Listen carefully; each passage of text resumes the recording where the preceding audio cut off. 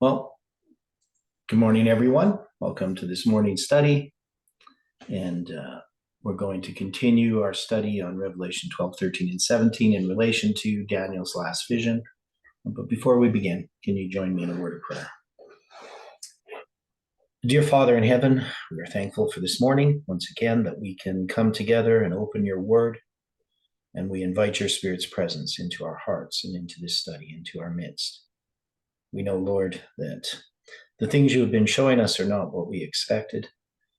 And we're still uncertain about some things, but we know, Lord, that you lead, and we just pray that you can continue to guide and direct us in understanding the things we are studying.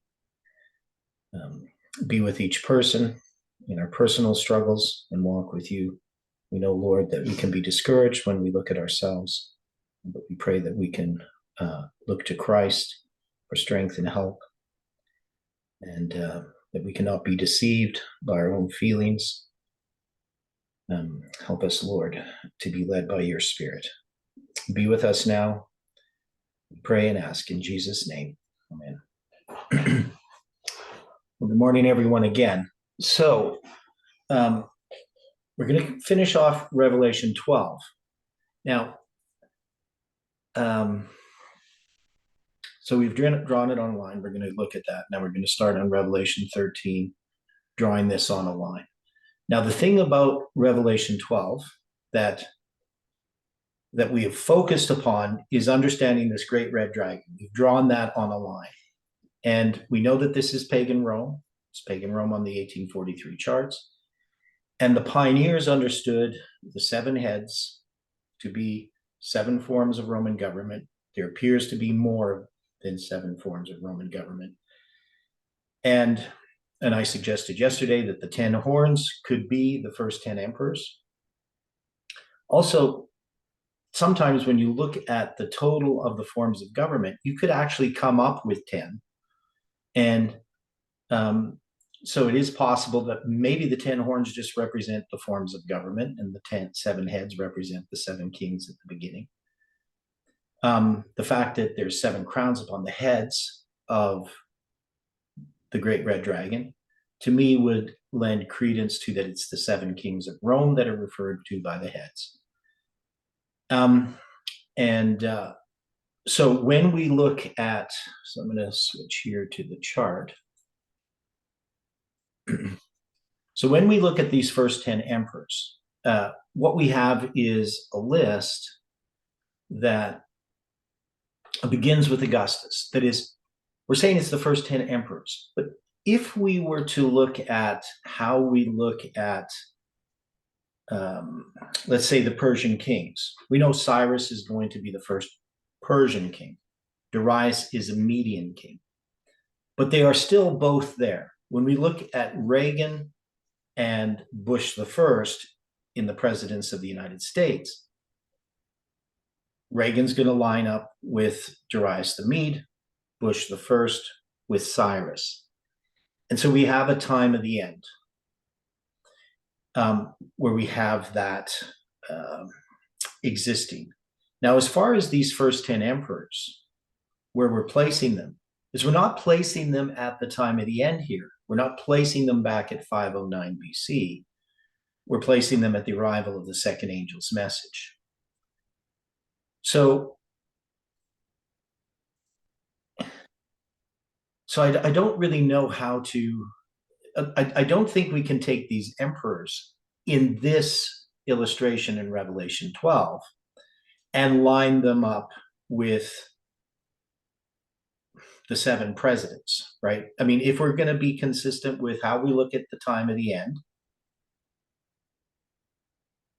we wouldn't take this illustration to do that. But we can line up the emperors with the time of the end being in 1989, even though this Revelation 12 doesn't have that. I know we're just kind of jumping into this, but I hope people can see what I'm pointing out is that because we can put these things on a line, we have to be consistent with Millerite history and with how we understand these lines. And so Revelation 12, we have these 10 emperors, and we're starting with Augustus.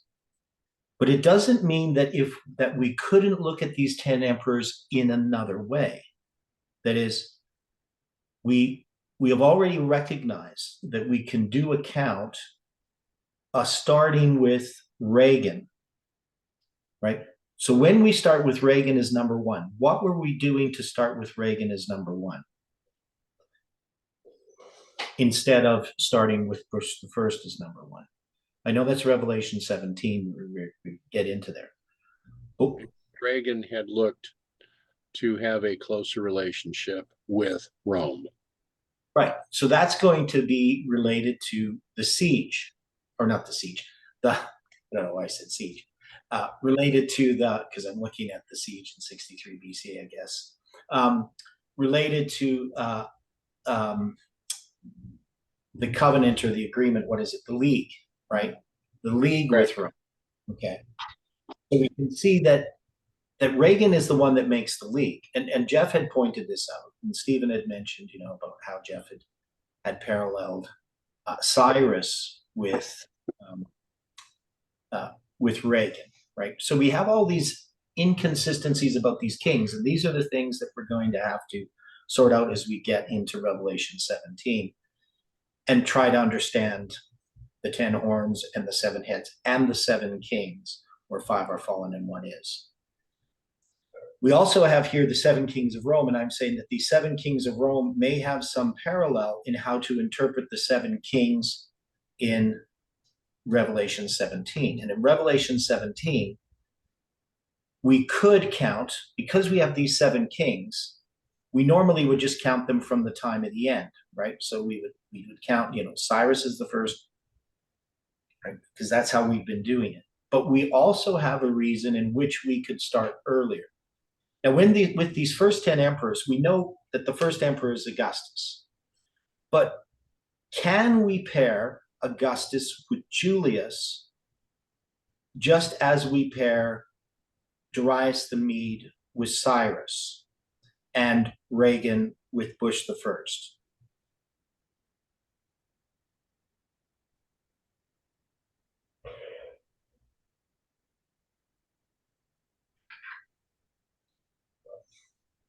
Do you understand what I'm asking? No. Okay, so at the time of the end, with the 3 decrees, we have 2. We have Darius the Mede and Cyrus. Now, Darius the Mede is technically the first Persian king. But, correct. But we have Darius the Mede at the time of the end as well. He is actually the king when Cyrus conquers Babylon, when Babylon falls in 539. And we have these 2 dates. We have the 539 date for the fall of Babylon, ending the 70 years for Babylon, or of Babylon.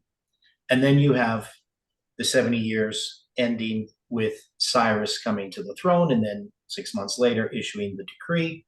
And that is going to also be marked as the time of the end. In a sense, we have the same thing in 1989 as well, with 1989 and 1991 for the fall of the Soviet Union. And we have a similar thing as well in 1798 and 1799, with the Pope being taken captive and then finally his death while in exile. And we don't really have 2 different people there in 1798, as far as I know, because we just have the Pope being taken captive. And I don't know, I'm not really sure how we would address that in 1798. That's always been a bit of a puzzle to me, that we don't have 2 people being marked there. But be that as it may, we know that we can pair them together. Now, Augustus is technically the first emperor. Odilio in his studies tried to count from Julius Caesar. But if you take into account that they, in a sense, are a pair, there's a transition that happens with the latter part of Julius Caesar's reign, even if it's just, maybe the last year or whatever, that's pointing towards him becoming an emperor, even though he's not technically the first emperor. And then Augustus is going to be the first emperor. But they are sort of paired together. And the question is it possible to take those 10 horns in the Great Red Dragon and say that they start with Julius Caesar and end with Vespasian in the year, because Vespasian is the one who is the emperor when the temple is destroyed in 70 AD. And so that the count of the 10 horns could be counted differently. The thing about counting with Julius Caesar is we don't get Galba, Otho, and Vitellius as being 666. Nero, of course, would end up being the sixth if we started with Julius Caesar. Five have fallen. Nero is the one there. And then Otho, Vitellius, or Galba, Otho, and Vitellius would be 7, 7, and 7. And then you would have the 10th one being Vespasian, right? Hopefully people can understand what I'm getting at here.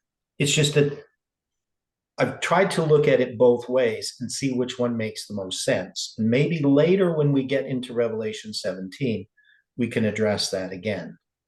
So all I'm trying to say about Revelation 12 is we have these 7 kings, and they may have some parallel to the 7 presidents of the United States at the end, if we're going to apply those 7 kings to presidents of the United States.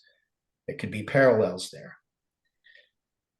But then also, how do we count those 7 presidents is another issue. Do we start with Reagan as 1, which is what Colin has done, or do we start with Bush the first as number 1, right? You're going to see what we're going to run into. And we run into the same problem with the emperors as well. So I just wanted to talk about that idea, just to say that we're going to be looking at that in more detail when we get to Revelation 17. So what we have here is a tentative line that seems to make sense. It seems to answer a lot of the questions that we've had and address many of the problems and inconsistencies that we've seen. It does abandon the pioneer view as far as the 7 forms of Roman government. But we could see that the reason that they were placing that as the 7 heads had to do with the idea that all of the beasts, the heads are the same and the horns are the same. And we can see that that doesn't work. It's not viable. And definitely we couldn't apply the 7, the prophetic kingdoms to pagan Rome. We can to papal Rome, which is what we're going to look at next. Okay, so does that clear up things for people as far as what we've done here with Revelation 12? And what we're trying to do? It's not totally clear, but it's providing elements for consideration. So now we're going to look at the leopard-like beast, which is papal Rome. So this is a new slide.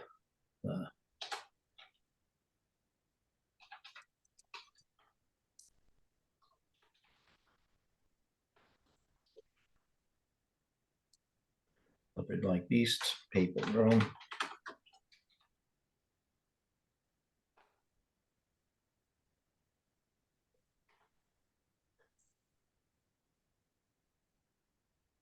So obviously this is all going to change, this diagram, but at least I got a nice template there to work with.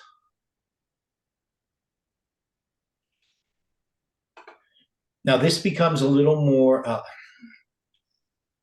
it's going to cover a broader range of time. So we know that the 7 heads are going to represent Babylon, Media, Persia, Greece, and Rome. So, and pagan and papal. So we're just going to get rid of this. We're going to have Babylon. We're going to put the years in there, and I still haven't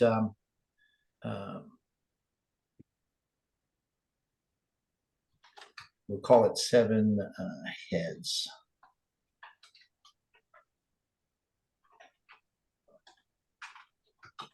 Okay, so they have 7 heads. So we got Babylon, and we're going to put the dates in here, and I still need to do the dates in all of these emperors as well. So I forgot about that. So we got Babylon. Babylon's going to be counted from 677 to 539. Now, why do we count Babylon from 677?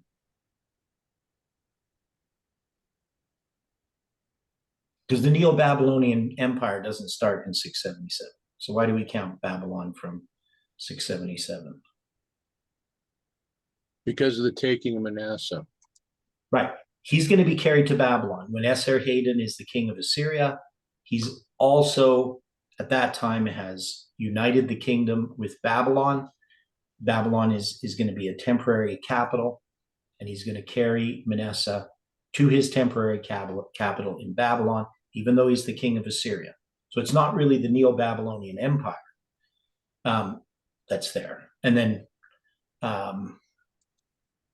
so you just have that short time that these are united. And that's one of the reasons we know, based on what Spirit of Prophecy says, Ellen White definitely believes that this is the captivity of Manasseh by Esarhaddon, because it's the only time you can say that Babylon is the temporary capital of Assyria.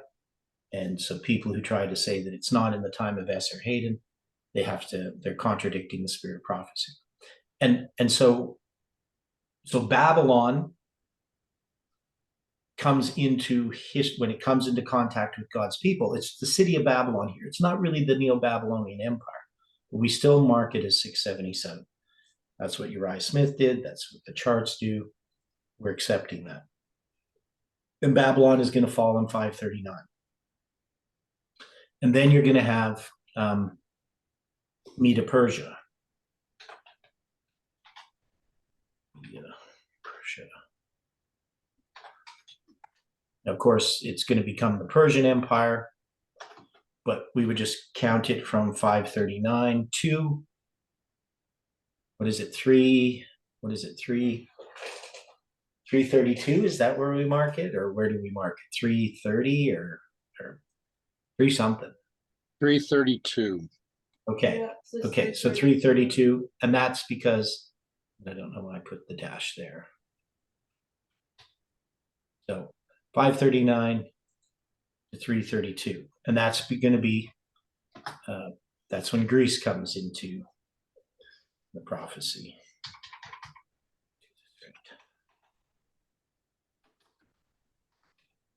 Okay, and then we're going to have, of course, Greece from 332 to when?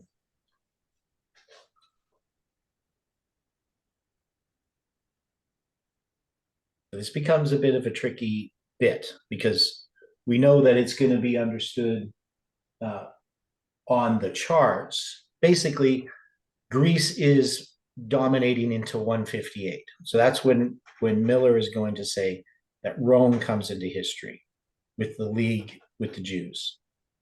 Is that what we would do? Would we just use that idea?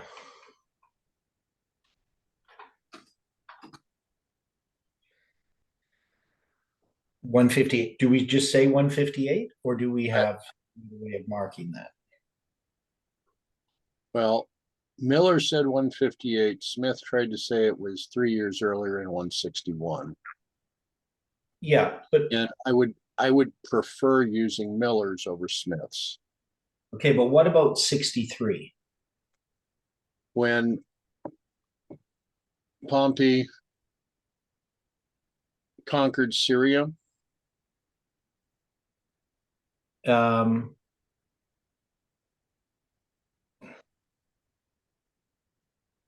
no, 63B is the siege of Jerusalem by Rome. but you've also got 63 BC. That's what I said, 63 BC. The siege of Jerusalem by Rome is 63 BC, isn't it? No, Wrong? Did I do that wrong? Did I type it in wrong? 63 AD was the siege of Rome. No, you're thinking, I'm talking about when Rome conquered Jerusalem. Rome conquered all of Syria in 63 BC. So it was the entire, I don't know how to say it, but Holy Syria. Right, but they're gonna, yeah, but they're gonna conquer Jerusalem. So you're just saying that it's gonna be, you're looking at when they conquer Syria, not when they conquer Jerusalem, even though Right. they're in. Yeah, the Jews looked to enter into the league with Rome, and that was technically Rome's first real contact with the people of God. In 63. No, in 158. Yeah, but in 158, Greece is still, all I'm saying is Greece is still in control of Jerusalem all the way until 129, 128.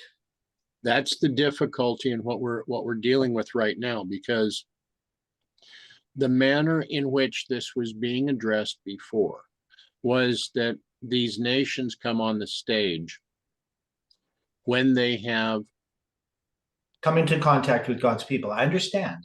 right. So I know that. But all I'm saying is that Greece itself is still in control of Jerusalem, even Right. though they come into contact with Rome. I'm just saying, do we look at when Greece no longer has control of Jerusalem? Or do we look at, or because we can mark Rome starting in 158 if we wanted to. So Well, the thing is, we understand the dates. correct. I don't know if the reason why Miller has the 158, because that has to do with the 666 years. But it's not necessarily the best date as far as understanding when Greece no longer is in control of Jerusalem. Because even though they make this league with Rome, they're still in control by Greece. They're still part of the Hellenistic Empire until they get independence in 128, 120, 129, 128. Right. So I mean, you could, but we could, because nothing happens in relationship to Greece in 158. Their relationship with Greece isn't changed in any way. So, so I would tend to put 129 BC. That's what I would put for Greece. Well, And then I would put Rome, well, because I'm looking at the time in which Greece is ruling Jerusalem. Now Rome comes into contact 158, right? And then that's going to be till when? We would normally go, if we're going to use 158, then we have to go to 508, right? For pagan Rome, right? So this is right. going to.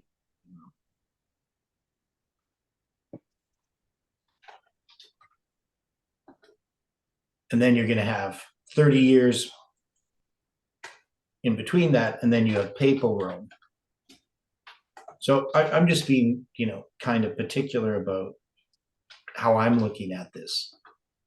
And then that's going to be to 12, well, not 1260, it's going to be 1798. Right. So we would have this BC date, I guess I should put that as.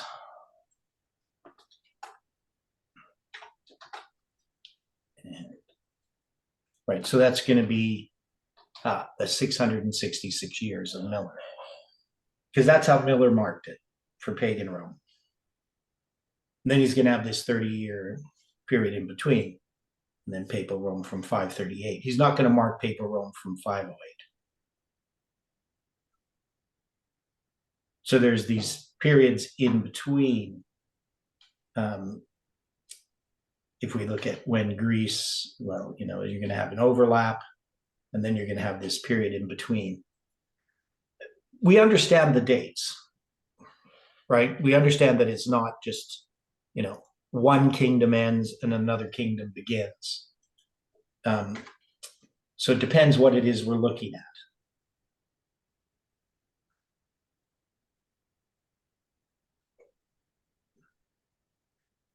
So then we're going to have the USA,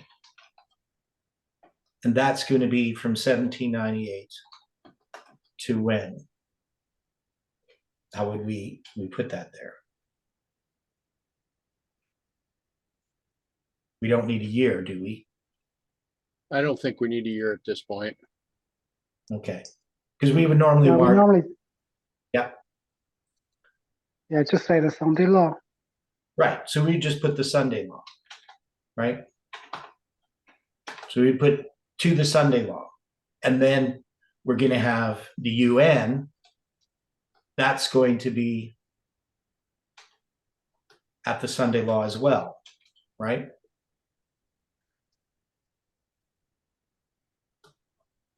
So if we take this idea here of the 7 heads of the beast of Revelation 13, I'm gonna get I gotta do something here. I should have done before. I should have saved that page. Just hang on a second. Let's see how far I can go back. If I can go back all the way. No, I can't. Yeah, because With Babylon, will we not mark 609?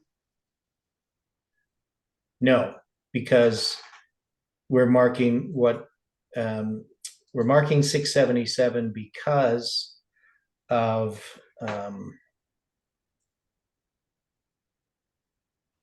Manasseh going into captivity. yeah, because that's when it comes into history. So it's not the Neo-Babylonian Empire that we're talking about when it comes to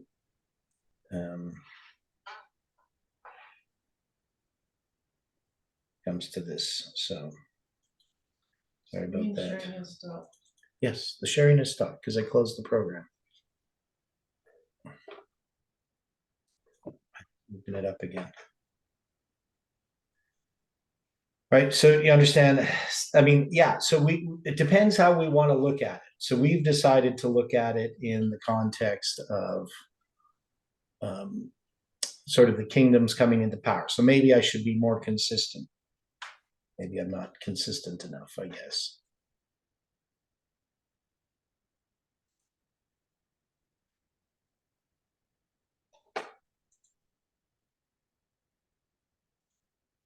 Anyways, sorry, I had to close this program.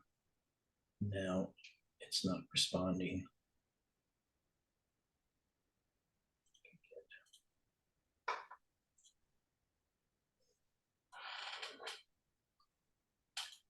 We'll do this again.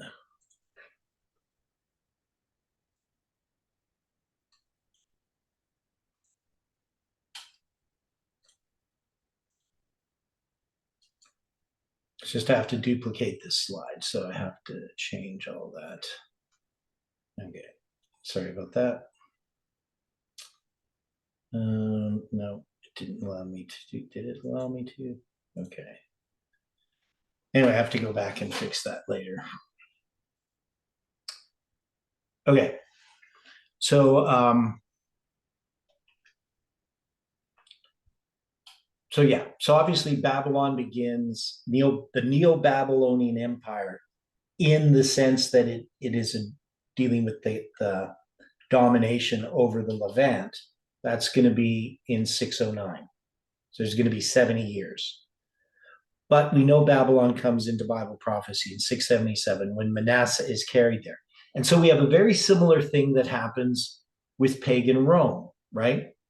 We have the league with the Jews, which brings Rome into Bible prophecy.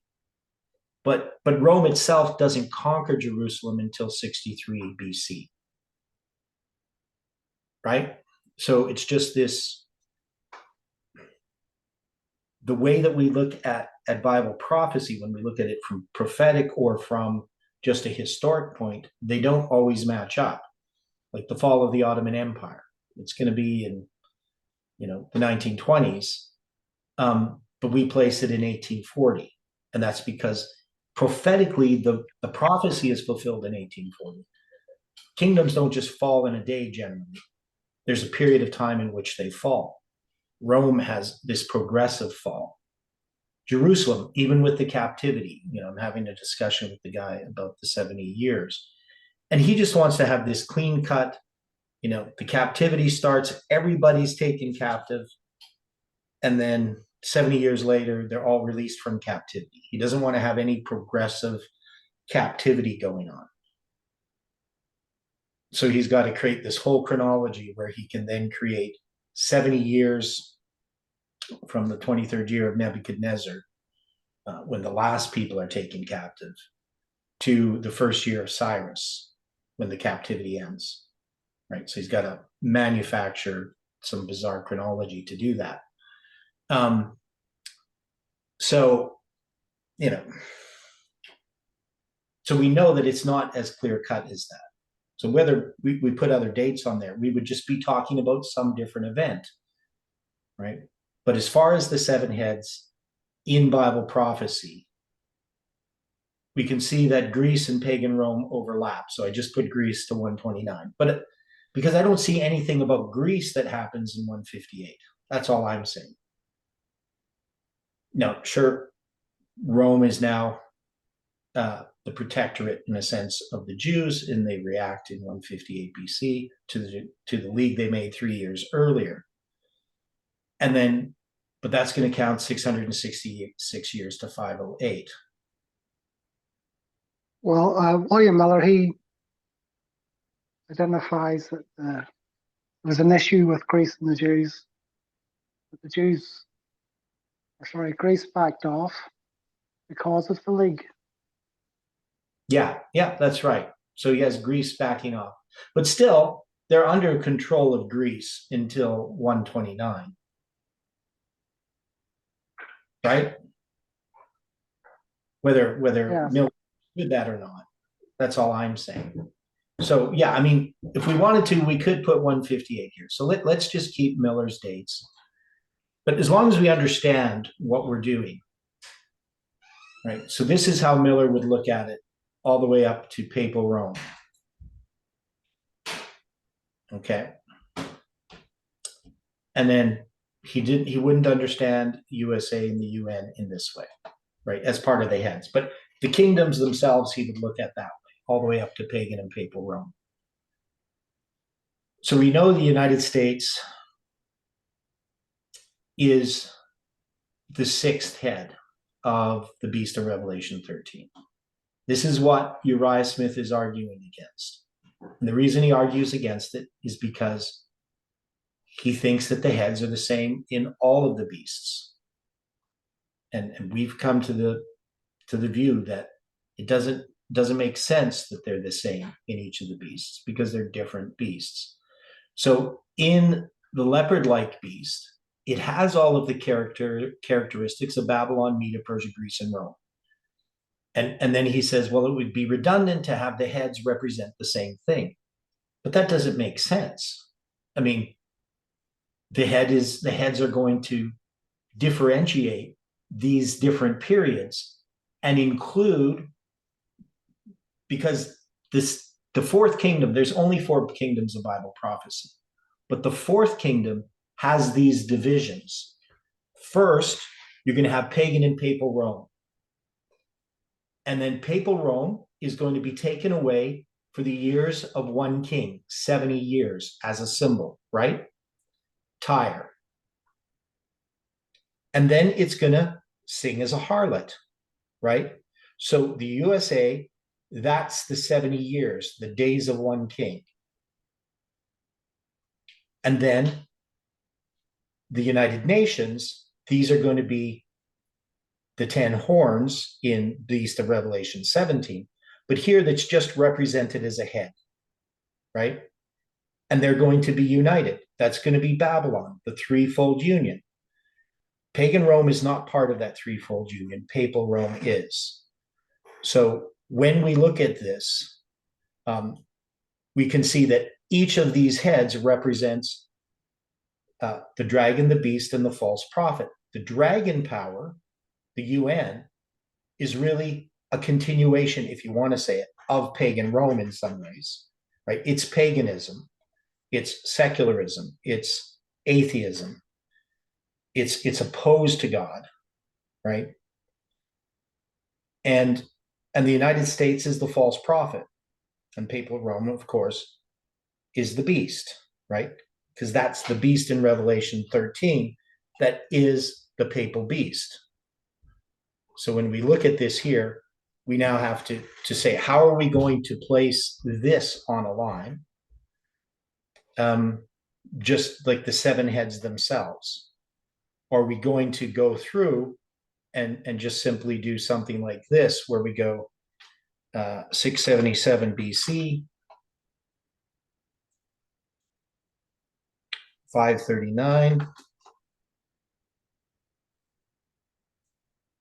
332,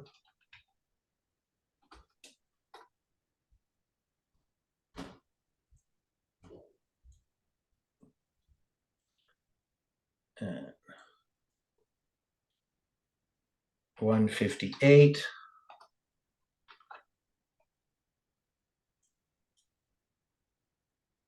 508, 80,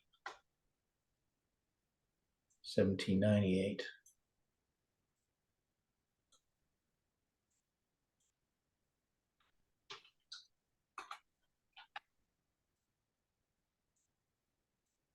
Probably don't need the 80.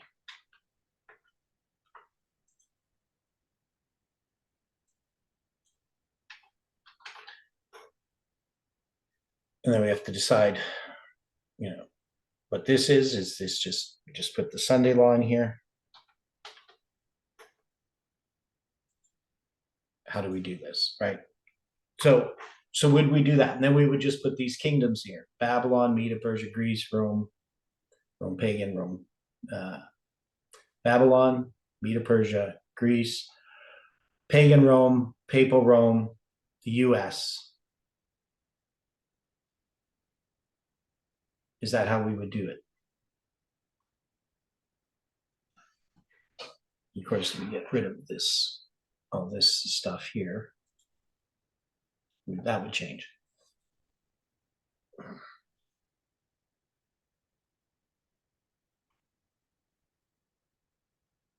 So at the Sunday law, so if we did this, I'm just going to do it like this.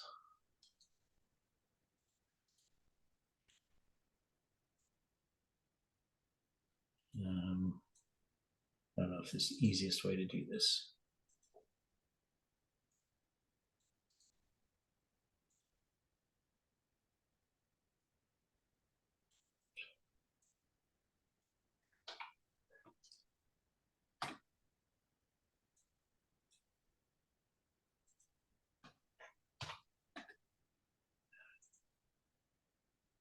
Okay, so we got Babylon. Any comments on what I'm doing here? Putting these kingdoms in this order. Not yet. Yeah. So we put them in here, Greece.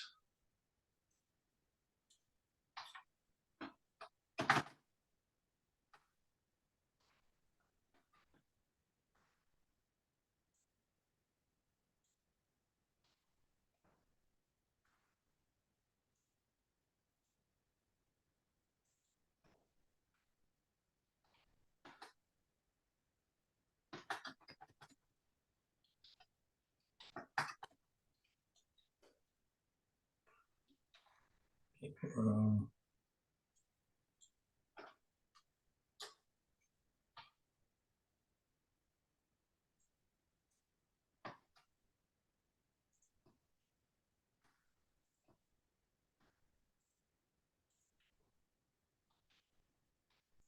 so if we put these here, like this, and then this will be explosive probation.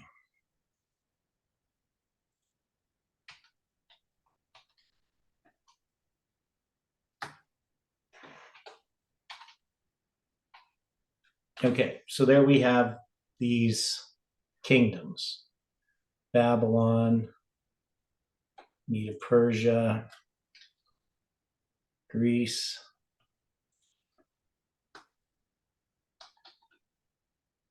pagan Rome, Papal Rome, USA, and the UN. Okay. Now, if we do it this way, so this is just me trying something out. We can see we have a broader span, but we're saying that this leopard-like beast, which is going to be Papal Rome, so it's going to be this kingdom here from 508, and I guess, we put 508, but we're going to say 508 to 1798, so it's 1290. Okay, that's what we're going to have here, so we're probably going to do it this way, 508. So we're going to change this to 508. So technically, the papacy is not set on the throne of the earth till 538, but Clovis is baptized December 25th, 508.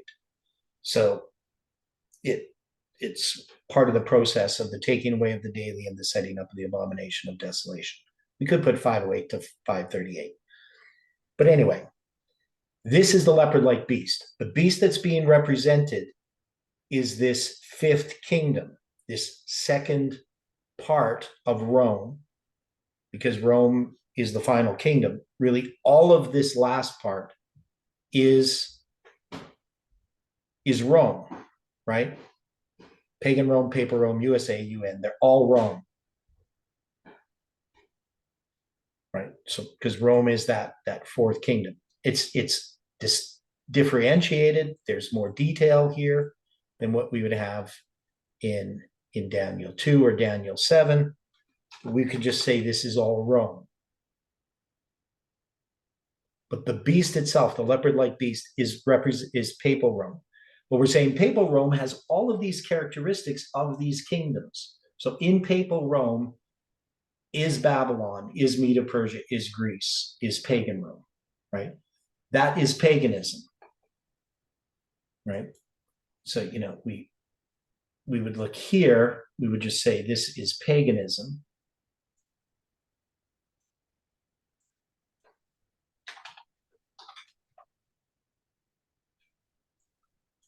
Right, so you have paganism, which is the first of the desolating powers. And then you have Rome, you have Papal Rome, right, and pagan Rome together as Rome. And then we have to look at these 10 horns in this beast. And so the 10 horns we normally would recognize as the 10 nations in this one, the 10 nations of Europe, right? Now, Stephen did a study on these 10 horns. So we're gonna look at that study here in a minute. But so we have the 7 heads. They represent this whole span of time as far as characteristics, but they're all tied up in Papal Rome. Does this make sense? So this is the view that we hold, right? The 10 horns are the 10 nations of Europe. The 10 heads are these 7 kingdoms. Do we have any problem with it?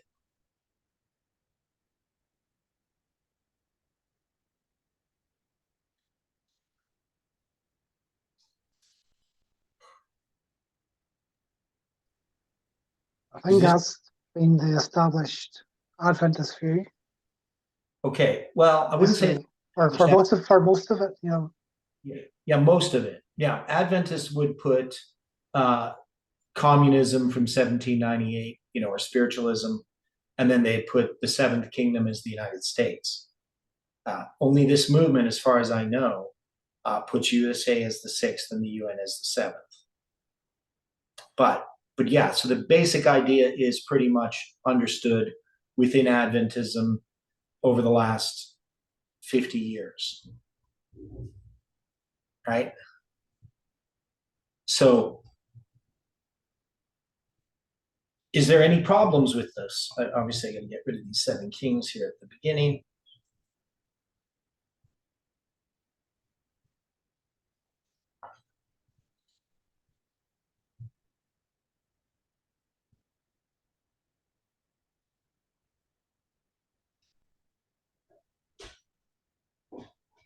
Now, when we deal with this, there are parallels.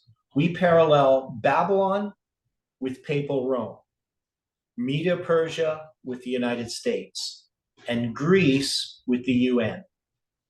Now, this is an important point because when we talk about all of these kingdoms and we say, well, this is this leopard-like beast, it's this composite beast, the syncretistic animal, that it's combined all of these nations, we can see that there is these last parts are really repetitions of the first parts.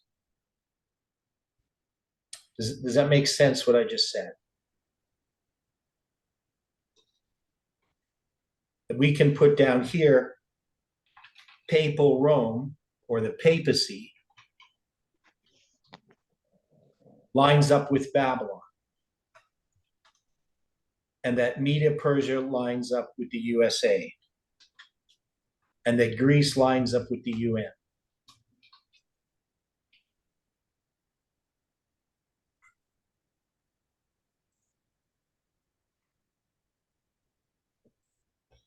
That makes sense.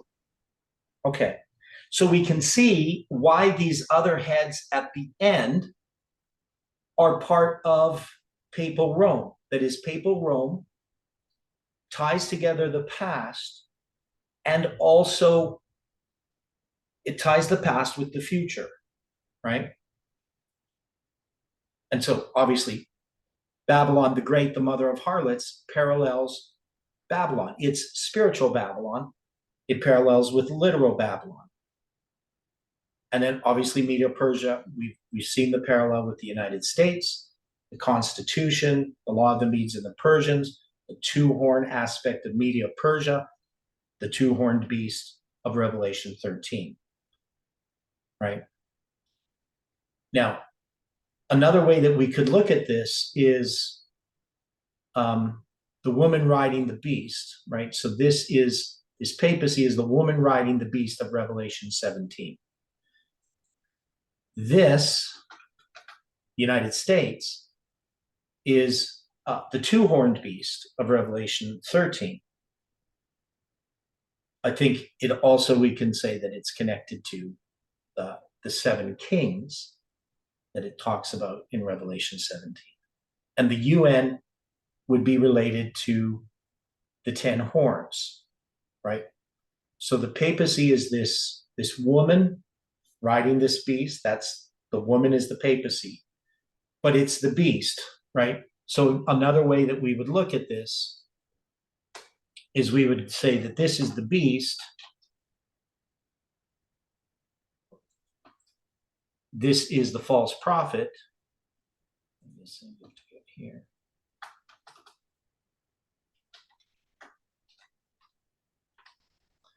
And this is the dragon power,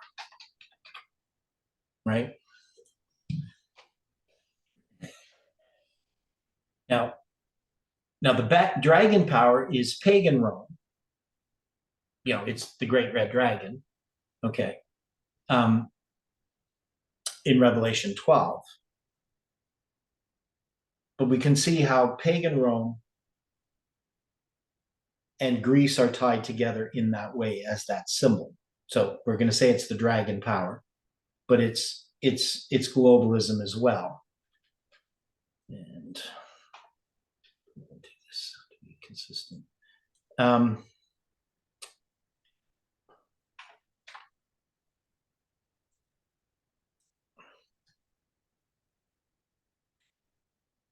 Okay, so the dragon, the beast, and the false prophet, we can see how they're represented there. That should be, I think, clear. So when you have Papal Rome, it's Rome, right? So pagan Rome and Papal Rome are both Rome. But Papal Rome is, you know, the counterfeit of the heavenly sanctuary, pagan Rome, the counterfeit of the earthly sanctuary. And then Papal Rome's followed by the US and the UN. But those are all paralleling. That is, Papal Rome is paralleling Babylon, US paralleling Medo-Persia, and the UN paralleling Greece. And so we can see why this beast of Revelation 13, this leopard-like beast, has these 7 heads.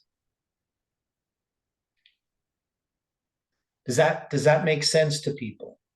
Does this help people to understand why we hold this view and that it's consistent?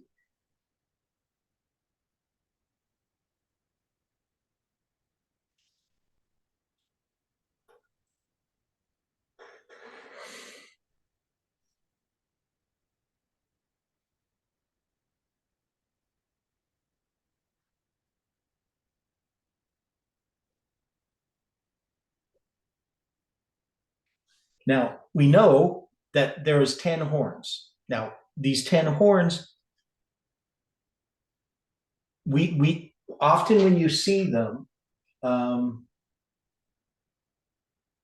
10 horns, they're going to be placed upon the head. So you'll see different things. So in Papal Rome on the 1843 chart, they put the horns on different heads, right? But I have seen where people put all 10 horns on the head that is the papacy, right? It doesn't say that the horns are distributed among the heads. It just says it has 10 horns. Doesn't say which heads have horns, right? But Papal Rome itself, and I don't know if it matters, but the point is some people put all 10 horns on one head. But this is Papal Rome, and it has all of these different aspects of these different powers. And those 10 horns must be the 10 tribes, right? So we're going to look at that, or the 10 divisions. So we're going to look at this a little bit in Stephen's paper here. So I have to bring that up. Just hang on.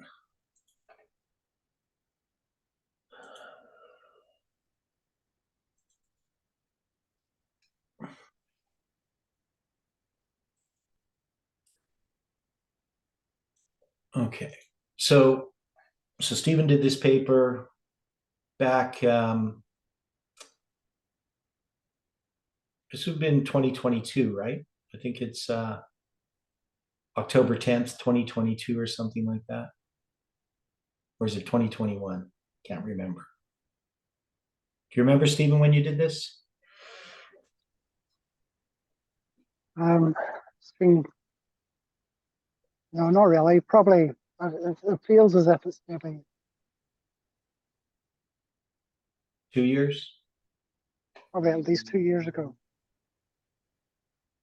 Yeah, let me see.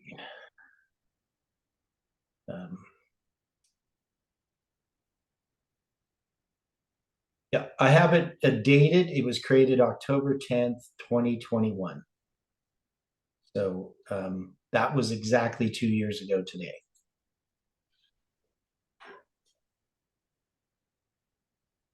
Okay. So here we have this, and this is from the chart. So he's doing a study on Daniel 7 on the 1843 chart. And they have on the 1843 chart these dates for the different kingdoms that they believe that this, and this would be the parts of the feet, right? Is that how they would look at this? The 10 kingdoms, they're going to take the feet and label them the 10 kingdoms, and then they're going to divide up these feet, or are they the toes themselves? Maybe they're the toes themselves. No, it's if you look at the Lombards, it has about 4 toes in it. So Oh, it's just a division of the feet and the toes of the image. okay. Okay. Yeah, so how do you get that the Lombards have 4 toes just because of the picture? The foot is cut up? Yes, yes. They're not taking these here kingdoms as toes. They're just saying they're part of the feet and toes of the image. Okay. Yeah, and then and you didn't put the Lombards, are they in this picture? Oh yeah, down at the bottom there. Yeah, so they just took the feet and cut them up into pieces and then gave the names and dates to them.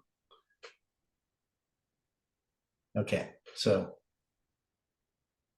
not sure what that means particularly, but it's the feet of the image being divided up. Now we know that these dates, a lot of them don't make sense, right, Stephen?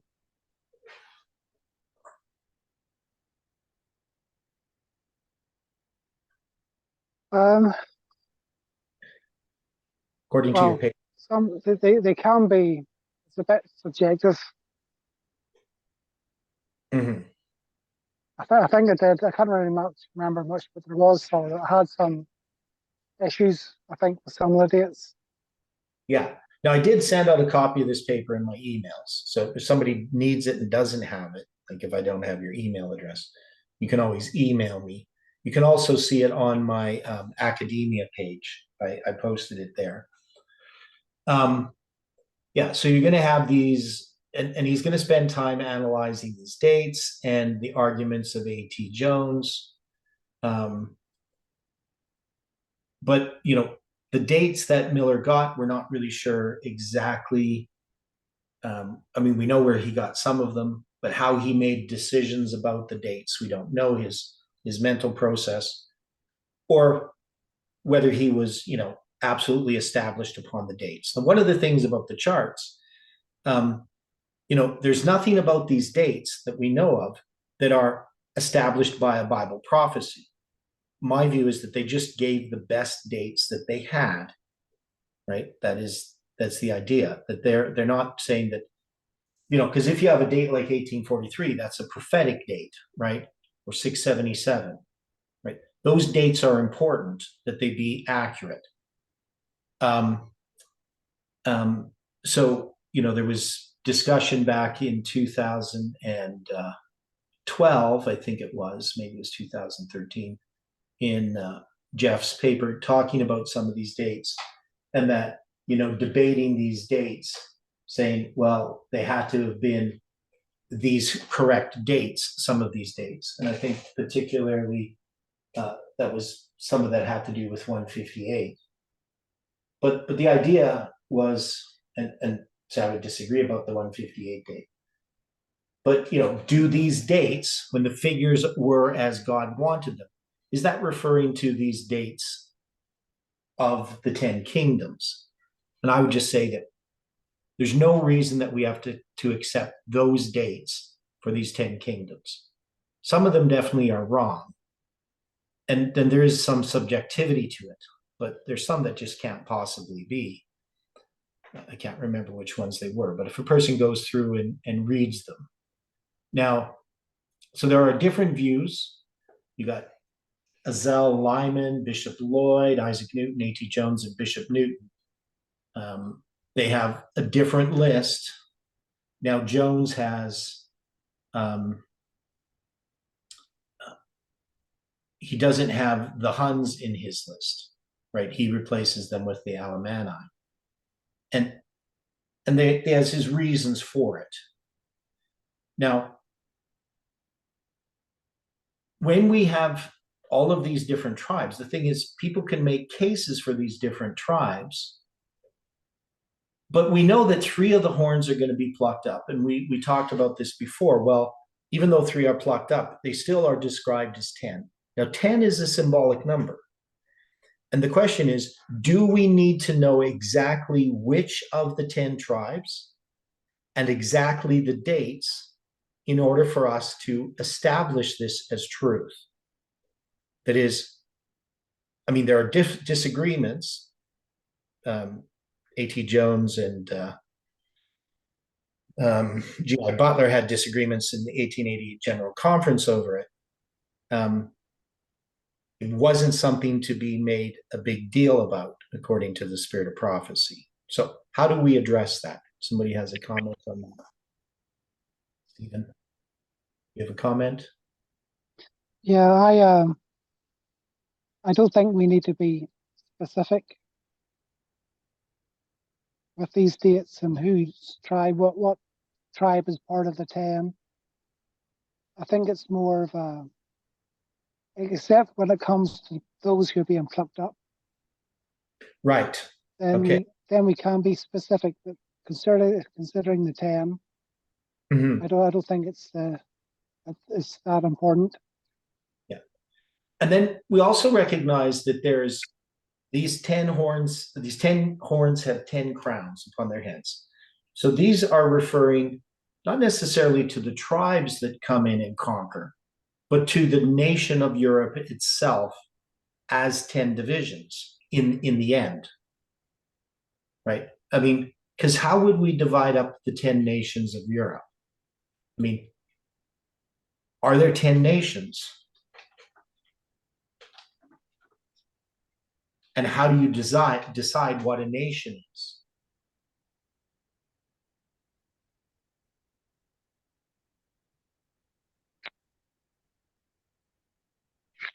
See, there was a lot more tribes that could have been added to the list. Right. Like the Rugai, there's all these there. There's a list of maybe you could have had maybe like 15 tribes being mentioned. If you're going to say well, how many tribes actually did come in, Right. take Western Rome. Yeah. So if you're going to take these 10, you're going to say, because 10 is a symbolic number of the world, right?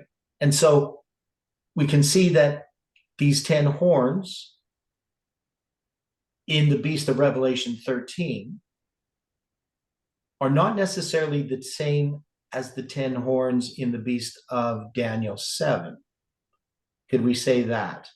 That Daniel 7 is describing something different than Daniel or than Revelation 13 is.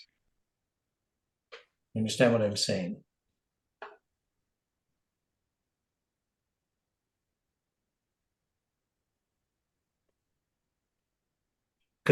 So let's look at this here a little bit. So we know we have the 10 toes, right? So that's Daniel chapter 2. Now, part of the problem that we would have with the 10 toes in Daniel chapter 2 is this is not necessarily describing the time of the papacy, right? This is describing the end of the world, right? Because this was this whole issue with Jeff's paper on Daniel chapter 2, is that he's going to say that Daniel chapter 2 is fulfilled. One is he's going to have it fulfilled in the time of Christ, but he's going to have it fulfilled in the time of Christ as being fulfilled in the time of pagan Rome. And he's going to have the churches mixed in there, because he's going to take all of these other visions and basically read back into Daniel chapter 2 details that aren't in Daniel chapter 2. So in Daniel chapter 2, if we go there, just to review that first before we go to Daniel chapter 7. In Daniel chapter 2, we can see that when he interprets the dream, you have this church and state. Ellen White says it's churchcraft and statecraft. So can you place churchcraft and statecraft in the time of pagan Rome? Well, you can, because that's going to be under Constantine. That's the first Sunday law. And then it says, and whereas thou sawest the feet and toes, part of potter's clay and part of iron, the kingdom shall be divided, and there shall be in it the strength of the iron, for as much as thou sawest iron mixed with miry clay. And now it talks about the toes of the feet were part of iron, part of clay. So that would be at the very end of time. We're not going to place that as happening in the time of Christ. And you can't have this being in pagan Rome when actually, you have the 10 horns in Revelation 13 as being the kings in the time of papal Rome, because in the time of papal Rome, they're definitely not the same tribes, the same 10 tribes that ended up conquering pagan Rome or the Western Roman Empire, right? So you see the problem. The problem here is that the toes, they are going to be at the end of the world. When the stone smites the foot of the image, it's at the end of the world. So if that's the case, if we're going to take that position, we would have to say on the 1843 chart, when it takes these toes and divides them up as these tribes that conquered the Western Roman Empire, that's not really what's there at the end. It's a remnant of that is, it comes out of that. But these tribes don't exist, as 10 tribes in Europe. And definitely what's happening is the whole world is being destroyed, not just Europe. Right? I know I never said any of that very well. But you see the problem here, right? That we have these 10 toes, and it doesn't even mention 10 here, right? We're just reading into the fact that, most people have 10 toes. I mean, I know a guy with 12, but, 10 toes, that's usually what people have. And there's, in the Bible, I believe, where they have extra toes, some giants. So when we get to Daniel chapter 7, it's going to now talk about 10 horns, and it's going to talk about the fourth beast. So it doesn't differentiate this beast, right? It's just the fourth beast. And so that has to be pagan and papal Rome. Now, of course, there's going to be these 10 horns, and then 3 are going to be plucked up. And then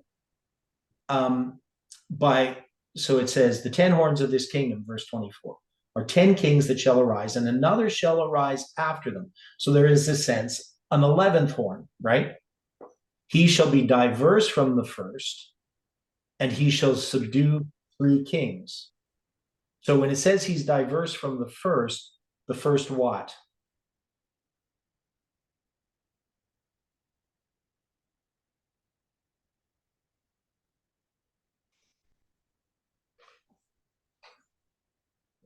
What is he diverse from? I thought it was the first 3 beasts. Well, it wouldn't be the first 3 beasts. I mean, that if it says from the first, it would just be the first beast, or the first. You can't, because it doesn't say from. I mean, normally I'm just saying, if you're saying from the first, you're always referring to the first, not the second and the third. I'm just saying in normal English.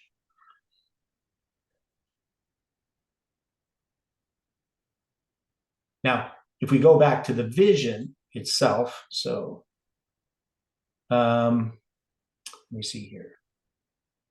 So it says the fourth beast is diverse from all the others, right? So we have this other diverse.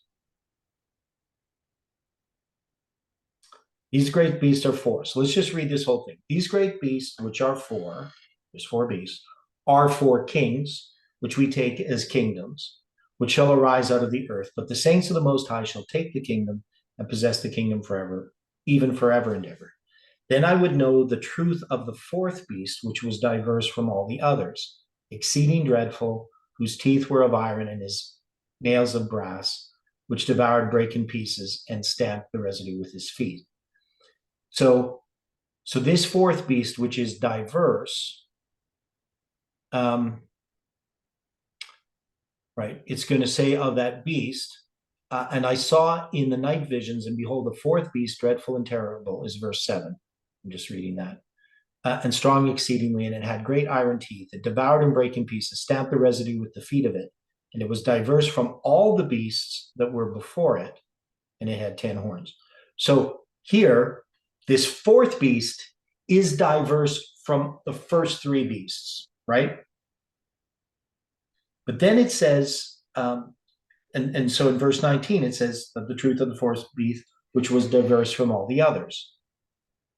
But now when we're going to look at, where was this here? In verse 24, the 10 horns out of the kingdom are 10 kings. So then this is talking about the 10 horns. It's not talking about the beasts, right?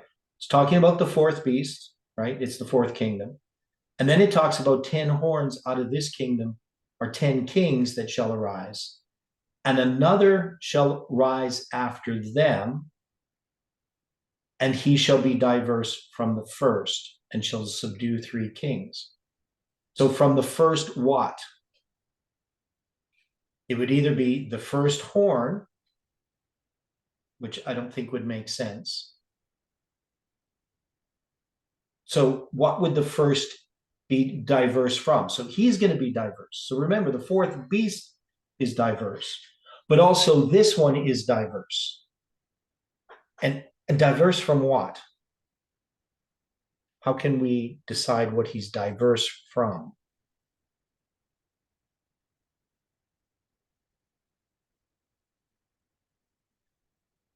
So here is what the translator said. This other beast, another beast, which shall rise after them, he shall be diverse from the first. So they say, this evidently points out the papal supremacy in every respect, diverse from the former, from which small beginnings thrust itself up among the 10 kings, till at length it successively eradicated 3 of them, the kingdom of the Heruli, the Ostrogoths, and the Lombards. Okay, so what do we think of that explanation of the translators? I can make it a little bit bigger if you want to see that.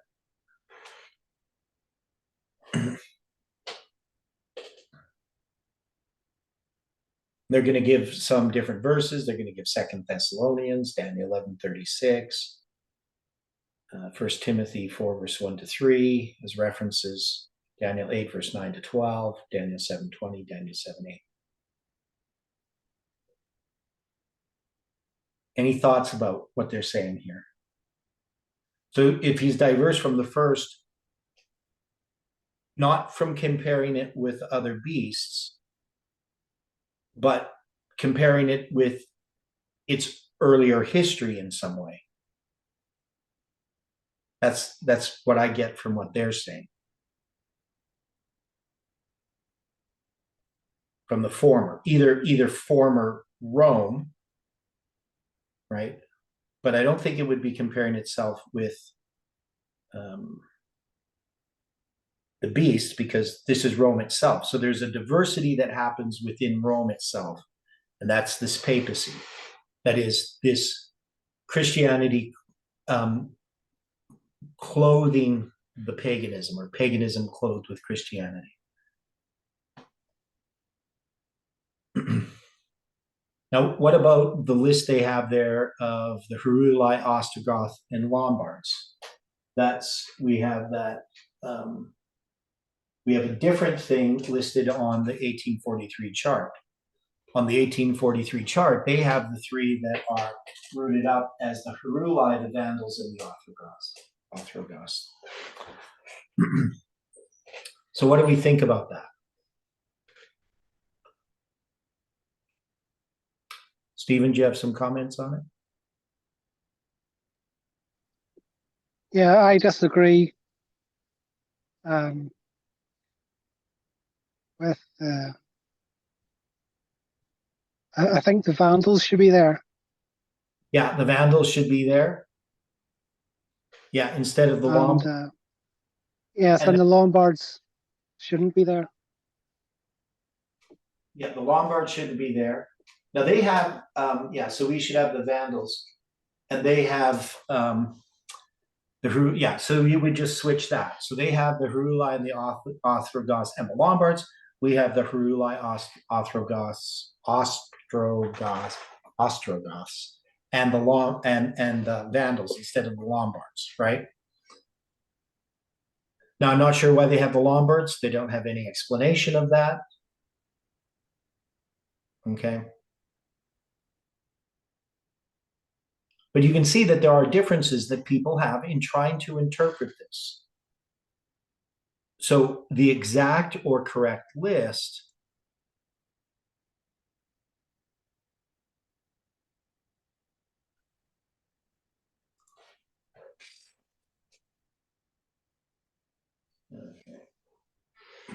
I was just looking at the comment about Rome conquering in 168.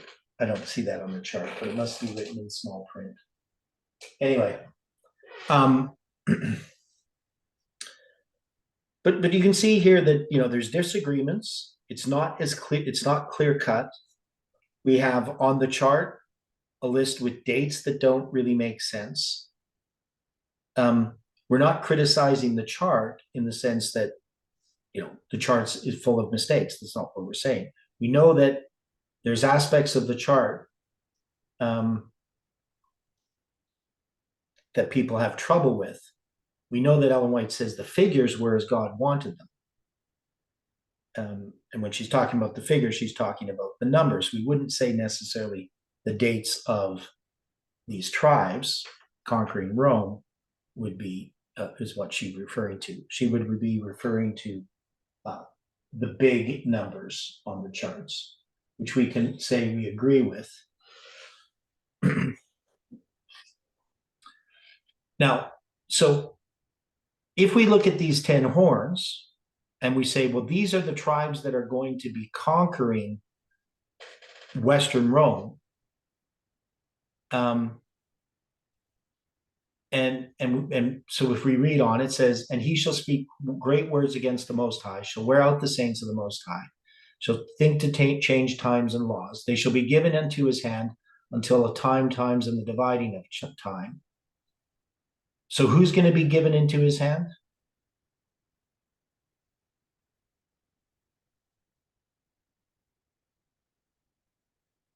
That would be the saints of the Most High, right?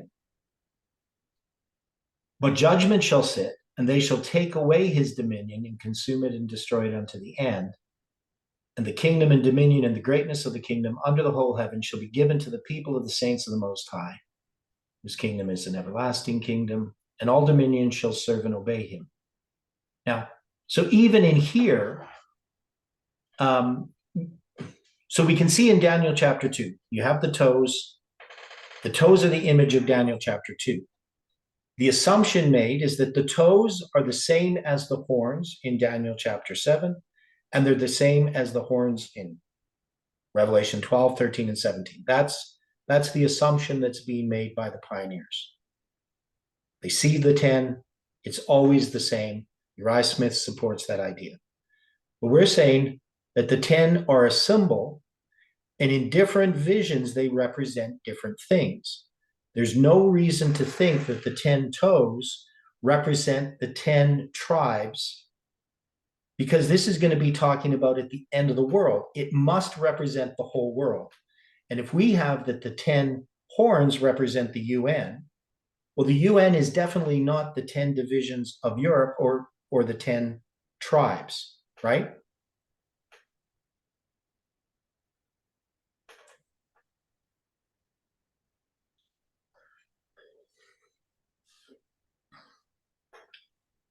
Yes.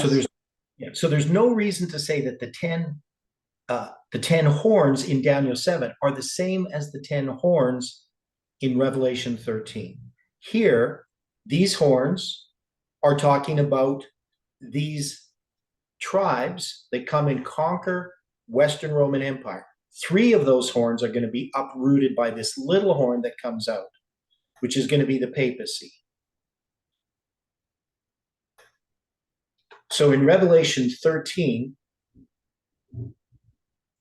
we know that these horns are not representing the tribes that are conquering Western Rome, but these are representing the nations of Western Rome in this history of the 1260 years. And those nations change a little bit here and there all through that history. There's a lot going on. It's not just that there's 10 tribes, they come in, they conquer, divide Rome up into 10 parts, and those 10 parts are static for 1260 years. And then at the end of the 1260 years, the United States rises. Like, it just doesn't happen that way.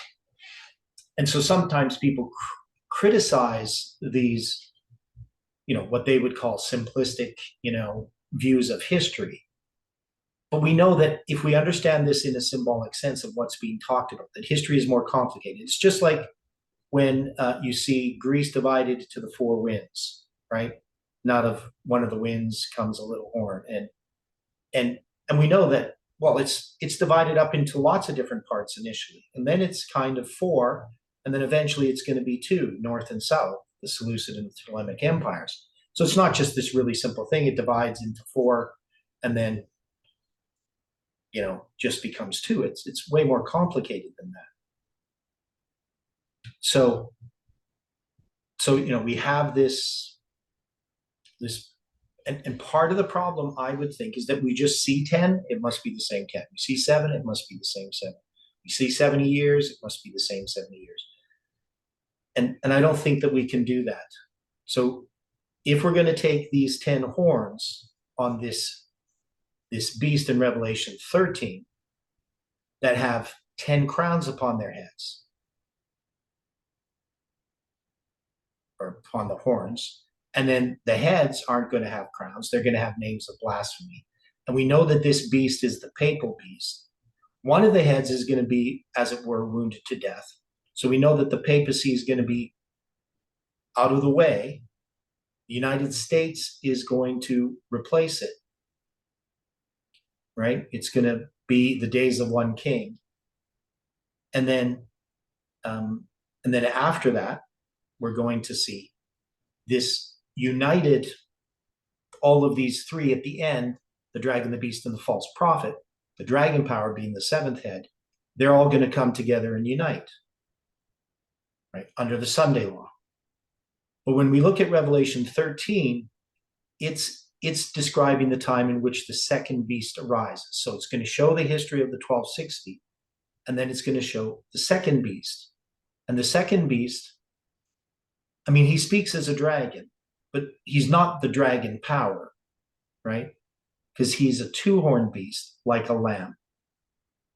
This is the United States, right? He exercises all the power of the first beast before him, causes the earth and them which dwell therein to worship the first beast. So that's going to be the role of the United States, whose deadly wound was healed. So that wound is healed.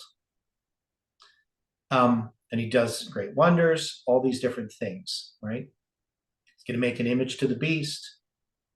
And he's going to give life to the image of the beast, right? So he's going to make an image to the beast. And then he has power to give life unto the image of the beast, that the image of the beast should both speak, right? So that's going to be in its ecclesiastical, or not ecclesiastical, what's the word? Anyway, through its legislative power, it's going to speak and cause as many as that would not worship the beast and of the image should be killed, right? So that's going to be the Sunday law. So that second beast is the United States, and it's going to continue to the Sunday law. And at the Sunday law, it's going to speak like a dragon. So that's going to be the UN. That's the dragon power. The United States is going to use the UN, the United Nations, as the dragon power to bring all these three together, the dragon, the beast, and the false prophet. Okay. So we can see how this second beast is one of the heads, and how the dragon power, the UN, is also one of the heads of the first beast. Right? So we can see that consistently.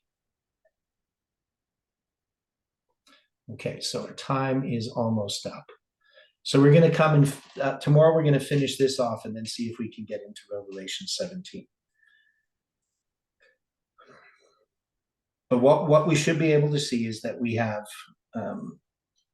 the 10 horns, and I'll clean up this chart a little bit and put some other dates in here for the other chart before tomorrow.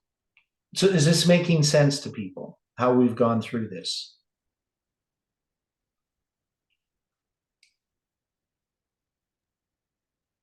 It works. Okay.